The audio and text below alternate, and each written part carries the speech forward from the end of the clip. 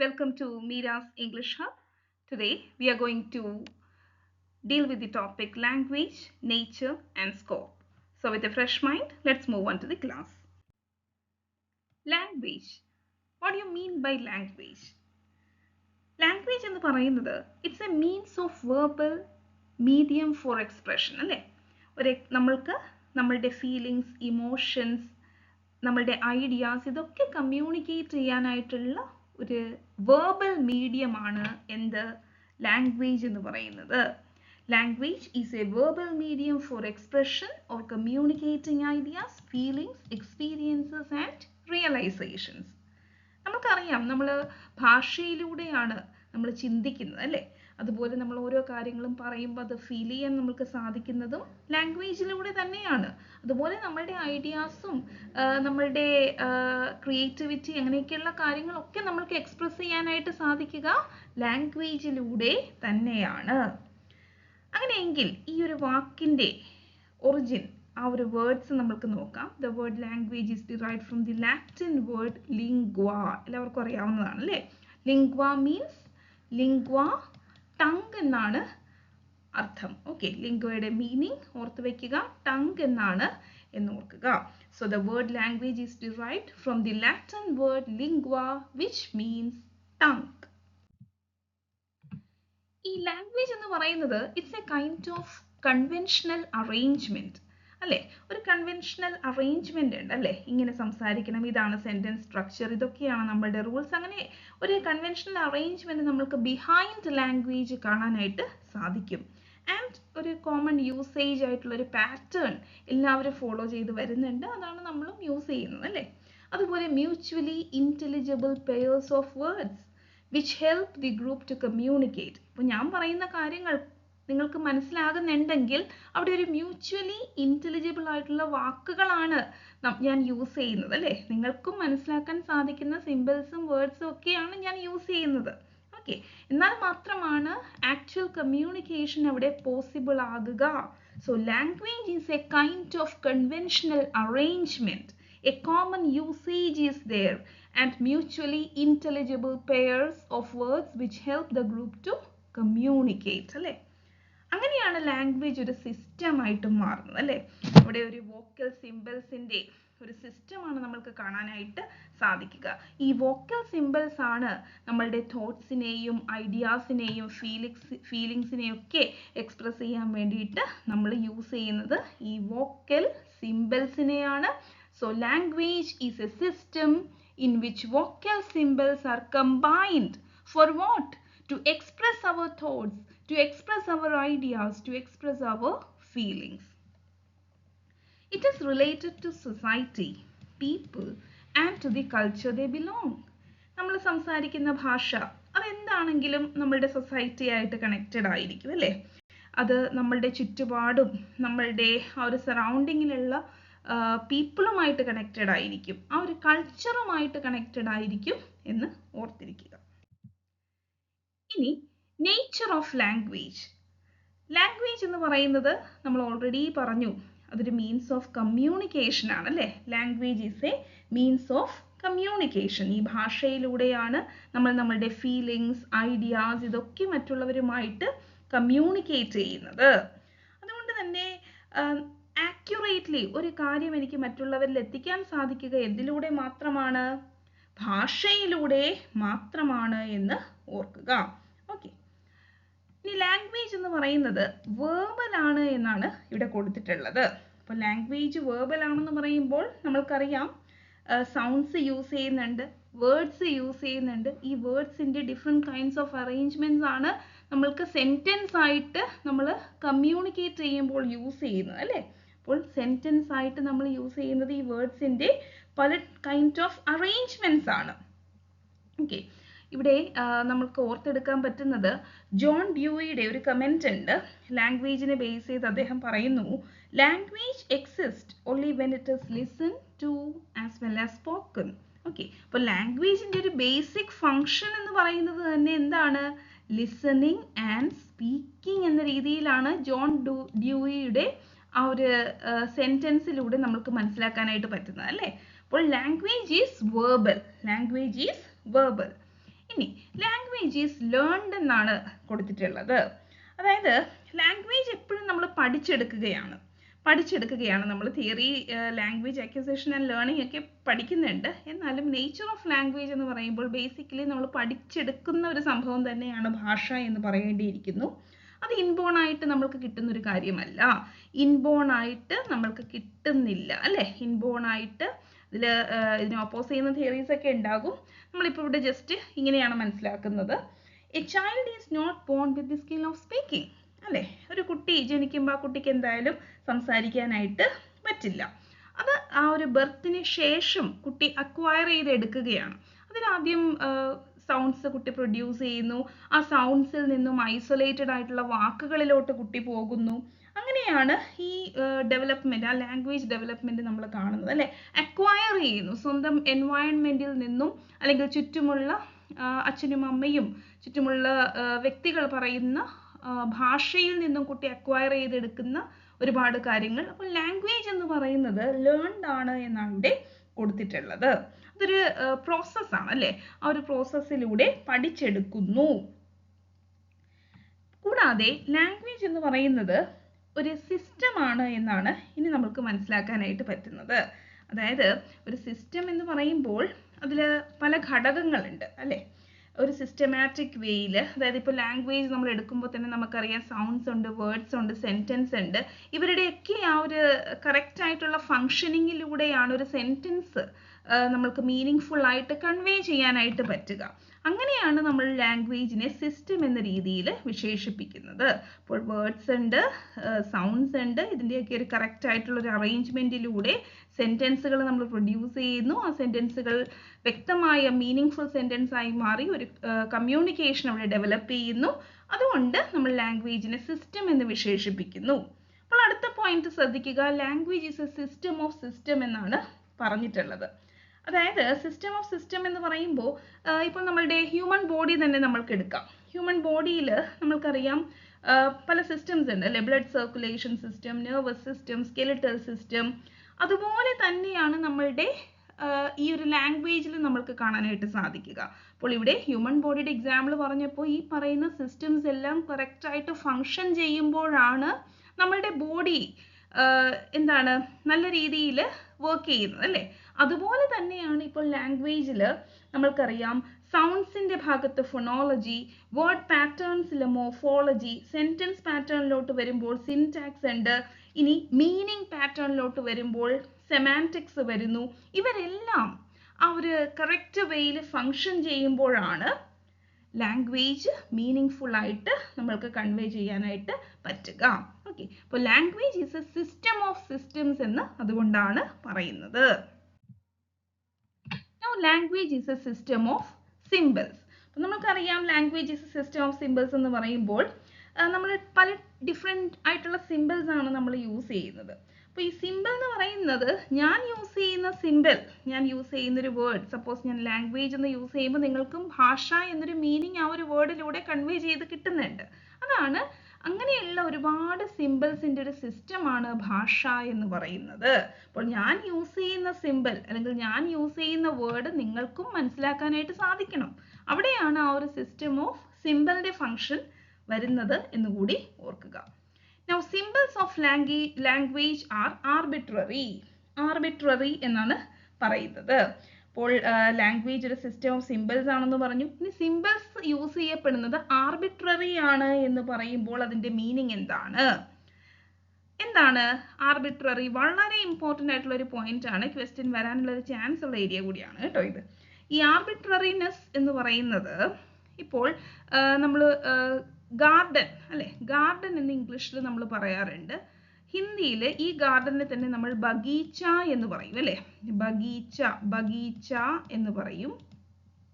ഇനി മലയാളത്തിലാണെങ്കിൽ നമ്മൾ അതിനെ പൂന്തോട്ടം എന്നും പറയും, അല്ലേ? പൂന്തോട്ടം എന്നും പറയും.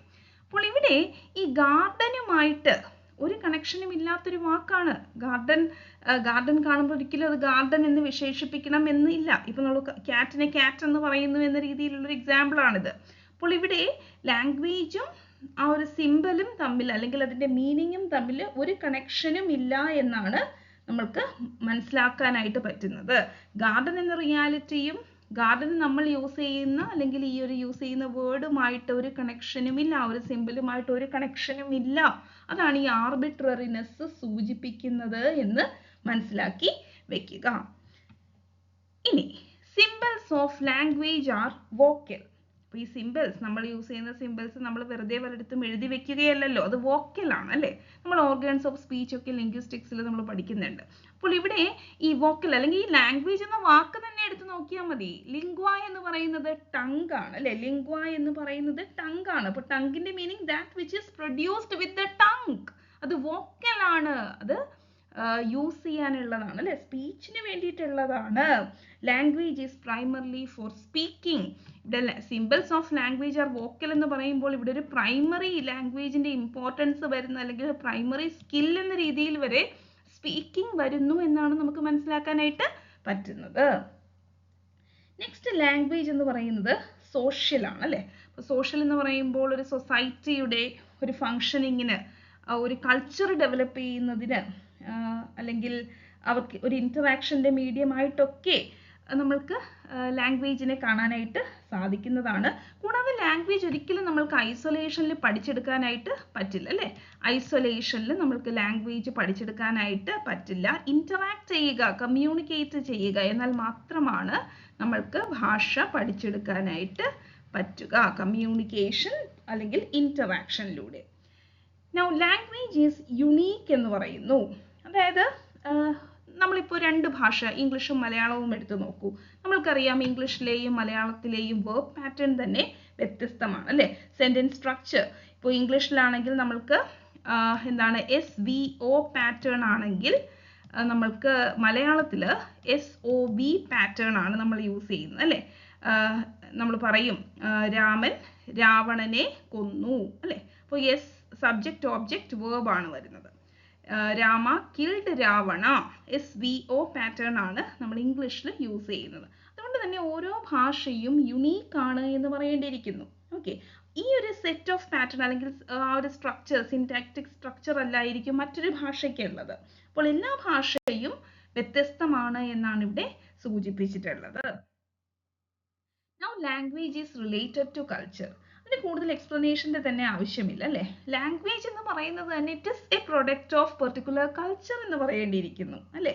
അപ്പോൾ നമ്മളിപ്പോൾ ഒരു ഭാഷയുടെ ഹിസ്റ്ററി പഠിക്കുമ്പോൾ നമുക്കറിയാം ഇംഗ്ലീഷ് ലാംഗ്വേജിൻ്റെ നിങ്ങൾ ഒറിജിൻ ഓൾഡ് ഇംഗ്ലീഷ് തൊട്ട് നിങ്ങൾ നോക്കുമ്പോൾ നമുക്കൊരു കൾച്ചർ, ആ ഒരു സിവിലൈസേഷനെ കുറിച്ച് കൂടി പഠിക്കാനായിട്ട് പറ്റുന്നു അല്ലേ. So language is the story, language is the story of civilization, story of civilization എന്നാണ് പറയേണ്ടത്. Language is the story of civilization. That's why it is related to culture. Okay, അപ്പോൾ ആ ഒരു കൾച്ചറിൻ്റെ എല്ലാ എലിമെൻസും ഈ ഒരു ഭാഷയിൽ നമ്മൾക്ക് കാണാനായിട്ട് സാധിക്കും. ഇനി വളരെ ഇമ്പോർട്ടൻ്റ് ആയിട്ടുള്ള മറ്റൊരു പോയിന്റ് ആണ് ലാംഗ്വേജ് ഈസ് ഡൈനമിക്. നമ്മൾക്കറിയാം മാറ്റമില്ലാത്തത് മാറ്റത്തിന് മാത്രമാണ് എന്നല്ലേ. ഈ ചേഞ്ച് എന്ന് പറയുന്നത് അത് നേച്ചറിൻ്റെ, പ്രകൃതിയുടെ ഒരു നിയമമാണ് അല്ലേ, ലോ ഓഫ് നേച്ചർ ആണ്. ഓക്കെ, അത് ഭാഷയ്ക്കും ബാധകമാണ് എന്നാണ് നമുക്ക് മനസ്സിലാക്കാനായിട്ട് പറ്റുന്നത്. അപ്പോൾ ഇവിടെ ലാംഗ്വേജ് ചേഞ്ച് ചെയ്തുകൊണ്ടിരിക്കും, വേർഡ്സ് ചേഞ്ച് ചെയ്തുകൊണ്ടിരിക്കും, അത് അതിൻ്റെ മീനിങ്സിൻ്റെ ചേഞ്ച് നമുക്ക് കാണാനായിട്ട് പറ്റും. ഓക്കെ, അപ്പോൾ ലാംഗ്വേജ് എന്ന് പറയുന്നത് ഒരിക്കലും സ്റ്റാറ്റിക് അല്ല. ഇവിടെ ഈ ഒരു വേർഡ് ശ്രദ്ധിക്കുക, എന്നും അതേപോലെ നിൽക്കുന്നതായിട്ട് നമ്മൾക്ക് കാണാനായിട്ട് പറ്റില്ല. നമ്മളിപ്പോൾ ഇംഗ്ലീഷിൻ്റെ കാര്യം എടുക്കുമ്പോൾ ഓൾഡ് ഇംഗ്ലീഷ് തൊട്ട് മോഡേൺ ഇംഗ്ലീഷ് വരെ നമ്മൾ ചെക്ക് ചെയ്യുകയാണെങ്കിൽ എന്തോരം മാറ്റങ്ങളാണ് ഇംഗ്ലീഷ് ഭാഷയ്ക്ക് സംഭവിച്ചിട്ടുള്ളത് എന്ന് നമുക്ക് മനസ്സിലാക്കാനായിട്ട് പറ്റും. So language is dynamic, language is dynamic ആണ്. ഇനി ലാംഗ്വേജ് എന്ന് പറയുന്നത് ഒരു സ്കില്ലാണ് അല്ലേ. ലാംഗ്വേജ് എന്ന് പറയുന്നത് ഒരു സ്കില്ലാണ് എന്ന് കൂടി ഓർത്തിരിക്കുക. അതായത് നമുക്ക് ജസ്റ്റ് ഒരു സൈക്ലിംഗ് പഠിക്കുന്നത് പോലെയോ ഒരു ഹോഴ്സ് റൈഡിങ് പഠിക്കുന്നത് പോലെയോ ഒന്നും ഭാഷ പഠിച്ചെടുക്കാനായിട്ട് പറ്റില്ല. It needs a lot of practice വേണം അല്ലേ. അവിടെ നമ്മൾ ലാംഗ്വേജ് ഇസ് എ സ്കിൽ എന്ന് പറയുമ്പോൾ തന്നെ നമ്മുടെ മനസ്സിൽ LSRW വന്നിട്ടുണ്ടാകും. ലിസ്ണിംഗ്, സ്പീക്കിംഗ്, റീഡിംഗ്, റൈറ്റിംഗ് അല്ലേ. ഈ 4 സ്കിൽസിൽ നമ്മൾ മാസ്റ്റർ ആയിരിക്കണം, എന്നാൽ മാത്രമാണ് ആ ഒരു സ്കിൽ നമ്മൾ അക്വയർ ചെയ്തു എന്ന് പറയാനായിട്ട് പറ്റുക. ഓക്കെ, അപ്പോൾ ഈ 4 സ്കിൽസിൻ്റെ പ്രാക്ടീസ് ആണ് നമ്മൾക്ക് അത്യാവശ്യമായിട്ട് വരുന്നത്. എന്തില്? in the process of language learning. Now language is governed by a set of rules എന്നാണ് ഇവിടെ കൊടുത്തിട്ടുള്ളത്. നമുക്കറിയാം, നമ്മൾ നേരത്തെയും കണ്ടു അല്ലേ, ഓരോ പ്രോപ്പർ ഫങ്ഷനിങ്ങിന് വേണ്ടിയിട്ട് ലാംഗ്വേജിന് ഒരു സെൻറ്റൻസ് സ്ട്രക്ചർ ഉണ്ട്. എന്താണ് ഇപ്പോൾ നമ്മുടെ ഇംഗ്ലീഷ് ലാംഗ്വേജിനാണെങ്കിൽ SVO, subject first, then verb and at last നമ്മൾ ഒബ്ജക്റ്റ് യൂസ് ചെയ്യുന്നു. അപ്പോൾ ഒരു സ്ട്രക്ചർ, ഒരു പാറ്റേൺ ഉണ്ട് അല്ലേ, അത് അറിഞ്ഞാൽ മാത്രമാണ്, ഈ പാറ്റേൺസിനെ കുറിച്ചൊക്കെ ഒരു അറിവുണ്ടായാൽ മാത്രമാണ് നമുക്ക് ഭാഷ കറക്റ്റായിട്ട് യൂസ് ചെയ്യാനായിട്ട് സാധിക്കുക. നൗ ലാംഗ്വേജ് ഈസ് ഹ്യൂമൻ എന്നാണ് പറഞ്ഞിട്ടുള്ളത്. അപ്പോൾ ലാംഗ്വേജ് ഈസ് ഹ്യൂമൻ എന്ന് പറയുമ്പോൾ നമ്മൾക്കാണ് ഭാഷയിലൂടെ കമ്മ്യൂണിക്കേറ്റ് ചെയ്ത് കാര്യങ്ങൾ ഇഫക്റ്റീവായിട്ട് മറ്റുള്ളവരിലോട്ട് എത്തിക്കാനായിട്ട് പറ്റുക. ഇത് തന്നെയാണ് നമ്മളെ ആനിമൽസിൽ നിന്നും ഡിഫറൻഷിയേറ്റ് ചെയ്യുന്ന ഒരു ക്വാളിറ്റിയാണ് അല്ലേ. ഒന്ന് തോട്ട് പ്രോസസ്സ് ഉണ്ട്, ചിന്തിക്കാനുള്ള കഴിവുണ്ട്. അതുകൂടാതെ നമ്മൾക്ക് ഈ ഭാഷ ഉപയോഗിച്ച് കമ്മ്യൂണിക്കേഷൻ, വളരെ വ്യക്തമായൊരു കമ്മ്യൂണിക്കേഷൻ അവിടെ കൊണ്ടുവരാനായിട്ട് സാധിക്കുന്നു. സോ ലാംഗ്വേജ് ഈസ് ഹ്യൂമൻ ആണ് അല്ലേ, ഹ്യൂമൻ ആണ്. ആനിമൽസിന് ലാംഗ്വേജ് ഉണ്ട്, പക്ഷേ ഹ്യൂമൻ ബീങ്സ് കുറച്ചുകൂടി ഇഫക്റ്റീവായിട്ട് ഈ ലാംഗ്വേജിനെ ഫോർ കമ്മ്യൂണിക്കേഷൻ പേർപ്പസ് യൂസ് ചെയ്യുന്നു. അതുകൊണ്ട് തന്നെ ലാംഗ്വേജിനെ ബേസിക്കലി ഹ്യൂമൻ ആണ് എന്ന് പറയുന്നു. അവരവരുടെ ഐഡിയാസും തോട്ട്സും ഫീലിങ്സും, തോട്ട്സ് എന്ന് പറയുമ്പോൾ തന്നെ ചിന്ത വന്നു അല്ലേ, അത് ആനിമൽസിന് അത്രയും ആ ഒരു കഴിവില്ല അല്ലേ. അപ്പോൾ വളരെ കോംപ്ലക്സ് ആയിട്ടുള്ള കാര്യങ്ങൾ വരെ നമ്മൾക്ക് കമ്മ്യൂണിക്കേറ്റ് ചെയ്യാനായിട്ട് സാധിക്കുന്നു എന്നതാണ് ലാംഗ്വേജിൻ്റെ മറ്റൊരു യൂസ് എന്ന് പറയുന്നത്. ഓക്കെ, അപ്പോൾ ലാംഗ്വേജ് ഈസ് ഹ്യൂമൻ. അടുത്തതായിട്ട് സ്കോപ്പ് ഓഫ് ലാംഗ്വേജിനെ കുറിച്ചാണ് നമ്മൾ പഠിക്കാൻ പോകുന്നത്. സ്കോപ്പ് ഓഫ് ലാംഗ്വേജ് എന്ന് പറയുമ്പോൾ ലാംഗ്വേജ് ആൻഡ് സോഷ്യൽ ലൈഫാണ് ഇവിടെ ഫസ്റ്റ് പോയിന്റ് ആയിട്ട് കൊടുത്തിട്ടുള്ളത്. നമുക്കറിയാം, മാൻ എന്ന് പറയുന്നത്, മനുഷ്യൻ എന്ന് പറയുന്നത് ഒരു സോഷ്യൽ ആനിമൽ ആണ് അല്ലേ. അപ്പോൾ ഒരു സൊസൈറ്റി ഇല്ലാതെ ഒരിക്കലും നമ്മൾക്ക് ജീവിക്കാനായിട്ട് പറ്റില്ല. അപ്പോൾ ഈ സൊസൈറ്റി എന്ന് പറയുമ്പോൾ അവിടെ ഇന്ററാക്ഷൻ അത്യാവശ്യമാണ്, അവിടെ കമ്മ്യൂണിക്കേറ്റ് ചെയ്യണം, നമ്മളുടെ ചിന്തകൾ എക്സ്പ്രസ് ചെയ്യണം അല്ലേ, സോഷ്യൽ ആക്ടിവിറ്റീസിലൊക്കെ നമ്മൾ പങ്കെടുക്കേണ്ടതായിട്ടുണ്ട്. അപ്പോൾ ഈ ഒരു ഫോർമേഷൻ ഓഫ് സൊസൈറ്റി തന്നെ it is dependent on language. അവിടെ ഒരു മീഡിയം എന്ന് പറയുന്നത്, ഒരു മീഡിയമായിട്ട് നിൽക്കുന്നത് ഭാഷയാണ് എന്ന് മനസ്സിലാക്കുക. അതുപോലെ തന്നെയാണ് ലാംഗ്വേജ് ആൻഡ് എക്സ്പ്രഷൻ എന്ന് പറയുന്നത്. അതായത് നമ്മളുടെ മനസ്സിൽ എന്താണ് സംഭവിക്കുന്നത്, നമ്മൾ എന്താണ് ഫീൽ ചെയ്യുന്നത്, അല്ലെങ്കിൽ നമ്മളുടെ ചിന്ത എന്താണ്, ഐഡിയാസ് എന്താണ്, ഇതൊക്കെ നമുക്ക് എക്സ്പ്രസ് ചെയ്യാനായിട്ട് സാധിക്കുക ത്രൂ ലാംഗ്വേജ് ആണ് അല്ലേ. So language and expression and language and social control ആണ്. അതായത് സോഷ്യൽ ബിഹേവിയറിനെ നമ്മൾ എങ്ങനെയാണ്, നമ്മളുടെ ബിഹേവിയർ, നമ്മൾക്ക് സൊസൈറ്റിനോടൊരു കമ്മിറ്റ്മെൻ്റ് ഉണ്ട്, നമ്മൾക്ക് സ്വയം ഒരു എത്തിക്സ് ഉണ്ട്, അതൊക്കെ കൺട്രോൾ ചെയ്ത് നമ്മൾ നമ്മളുടെ ഭാഷയിലൂടെയാണ് അത് അവതരിപ്പിക്കുന്നത് അല്ലേ. അപ്പോൾ സോഷ്യൽ കൺട്രോൾ, നമ്മളുടെ ബിഹേവിയറിനെ തന്നെ നമ്മൾ എന്താണ് ഷോക്കേസ് ചെയ്യുന്നത് ത്രൂ ലാംഗ്വേജിലൂടെയാണ്. Now language and literature. Language എന്ന് പറയുമ്പോൾ ലിറ്ററേച്ചറിൻ്റെ ഒരു വെഹിക്കിളാണ് അല്ലേ. Language is a vehicle of literature. ഈ ഒരു ലാംഗ്വേജിലൂടെയാണ് ലിറ്ററേച്ചറിലൂടെ നമ്മൾക്ക് ഒരു ഭാഷയിലാണ് ഒരു സാഹിത്യകൃതി ഉണ്ടാവുന്നത്, ഏതെങ്കിലും ഒരു ഭാഷയിലായിരിക്കുമല്ലോ. അപ്പോൾ അവരുടെ ഒരു കൾച്ചർ മറ്റു ജനറേഷനിലോട്ട് എത്തിക്കാനായിട്ട് ഈ ലിറ്ററേച്ചറിന് സാധിക്കുന്നു. അവിടെ മീഡിയം അവിടെയും ലാംഗ്വേജ് തന്നെയാണ് എന്ന് ഓർത്തിരിക്കുക. കൂടാതെ അതൊരു സൊസൈറ്റിനെയും റെപ്രസെന്റ് ചെയ്യുന്നുണ്ട്, ഒരാളുടെ എക്സ്പ്രഷനെയും റെപ്രസെന്റ് ചെയ്യുന്നുണ്ട്. ഓക്കെ, അപ്പോൾ അങ്ങനെയൊക്കെയുള്ള ഒരുപാട് കാര്യങ്ങൾ നമ്മൾക്ക് ഈ ഒരു പോയിന്റിൽ കാണാനായിട്ട് സാധിക്കും. Now language and education. അതായത് നമ്മളുടെ തോട്ട്സിനും എക്സ്പ്രഷനും ഒക്കെയുള്ള ഒരു മീഡിയമാണ്. അതുകൊണ്ട് തന്നെ അത് എഡ്യൂക്കേഷൻ്റെ ഒരു മെയിൻ മീഡിയമായിട്ട് മാറും, ഇൻസ്ട്രക്ഷൻ്റെ മീഡിയമായിട്ട് മാറും. കൂടാതെ നമ്മളിപ്പോൾ സയൻസിൻ്റെയൊക്കെ ഭാഷയാണ് നമ്മളുടെ ഇംഗ്ലീഷ് എന്ന് പറയും അല്ലേ. അപ്പോൾ ലാംഗ്വേജ് ആൻഡ് എഡ്യൂക്കേഷൻ കണക്റ്റഡ് ആണ് എന്ന് മറക്കാതിരിക്കുക. Now language and evaluation. അപ്പോൾ എനിക്കൊരാളെ ക്രിറ്റിസൈസ് ചെയ്യണം, ഒരു വർക്കിനെ ക്രിറ്റിസൈസ് ചെയ്യണം, അല്ലെങ്കിൽ സൊസൈറ്റി നടക്കുന്ന ഒരു കാര്യത്തെ ക്രിറ്റിസൈസ് ചെയ്യണം. ഓക്കെ, അപ്പോൾ അതിന് വേണ്ടിയിട്ട് ഈ ക്രിറ്റിസൈസ് ചെയ്യാൻ വേണ്ടിയിട്ട് എനിക്കൊരു ടൂൾ ഉപയോഗിക്കണമല്ലോ, ഒരു മീഡിയം, എൻ്റെ ഐഡിയാസ് കൺവേ ചെയ്യാനായിട്ട്. അതെന്ത് തന്നെയാണ്, അതും ലാംഗ്വേജ് തന്നെയാണ് അല്ലേ. അപ്പോൾ language and evaluation. Now language and recreation. അപ്പോൾ നമ്മൾക്ക് ഒരു എന്താണ് സ്റ്റോറി വായിക്കണം, നോവൽ വായിക്കണം, എനിക്കൊരു പോയട്രി എഴുതണം, ഒരു ഡ്രാമ കാണണം, ഇതൊക്കെ കാണണമെങ്കിൽ എനിക്കൊരു ഭാഷ അറിഞ്ഞിരിക്കണം അല്ലേ. ഏതെങ്കിലുമൊക്കെ ഭാഷ അറിഞ്ഞാൽ മാത്രമാണ് ആ ഭാഷയിലെ കഥകളും കവിതകളും അതുപോലെ തന്നെ എന്തെങ്കിലുമൊക്കെ എനിക്ക് എഴുതാനും വായിക്കാനും ഒക്കെ സാധിക്കുക. സോ ലാംഗ്വേജ് ആൻഡ് റീക്രിയേഷൻ, ഒരു സോങ് വരെ എൻജോയ് ചെയ്യണമെങ്കിൽ, അർത്ഥമറിഞ്ഞ് എൻജോയ് ചെയ്യണമെങ്കിൽ നമ്മൾക്ക് ആ ഭാഷ അറിഞ്ഞിരിക്കണം അല്ലേ. ലാംഗ്വേജ് ആൻഡ് എംപ്ലോയ്മെന്റ് ആണ് നെക്സ്റ്റ് കൊടുത്തിട്ടുള്ളത്. അതായത് ഒരു ലാംഗ്വേജിന്റെ മാസ്റ്ററി ഉണ്ടെങ്കിൽ നമുക്ക് ആ ഒരു എംപ്ലോയ്മെന്റിൽ അത് യൂസ് ചെയ്യാനായിട്ട് പറ്റും. ഒരു നോളജ് ഓഫ് അതിൽ ഹെൽപ്ഫുൾ ആയിരിക്കും അല്ലേ.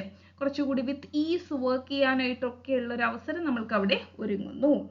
ഇനി ലാംഗ്വേജ് ആൻഡ് കൾച്ചർ ആണ്. നമ്മൾ നേരത്തെയും ഒന്ന് ഡിസ്കസ് ചെയ്തിരുന്നു. ഒരു കൾച്ചറൽ ആസ്പെക്റ്റിൽ നോക്കുമ്പോൾ ലാംഗ്വേജ് അതിന്റെ ഡെവലപ്മെന്റിന് ഒരുപാട് കോൺട്രിബ്യൂഷൻ കൊടുക്കുന്നുണ്ട്. Okay, language is N element of culture എന്ന് തന്നെ പറയേണ്ടിയിരിക്കുന്നു. അപ്പോൾ ലാംഗ്വേജ് ആൻഡ് കൾച്ചർ എന്ന് പറയുന്നത് ക്ലോസ്ലി റിലേറ്റഡ് ആണ് എന്ന് ഓർത്ത്. ഇന്നത്തെ ക്ലാസ്സിൽ നമ്മൾ ലാംഗ്വേജ്, നേച്ചർ ആൻഡ് സ്കോപ്പിനെ കുറിച്ചാണ് ഡിസ്കസ് ചെയ്തത്. എല്ലാവർക്കും ഈ ഒരു ക്ലാസ് അടുത്ത് മനസ്സിലാക്കാൻ സാധിച്ചു എന്നാണ് വിശ്വാസം. അടുത്ത ക്ലാസ്സിൽ കാണുന്നത് വരെ എല്ലാവർക്കും നന്ദി, നമസ്കാരം.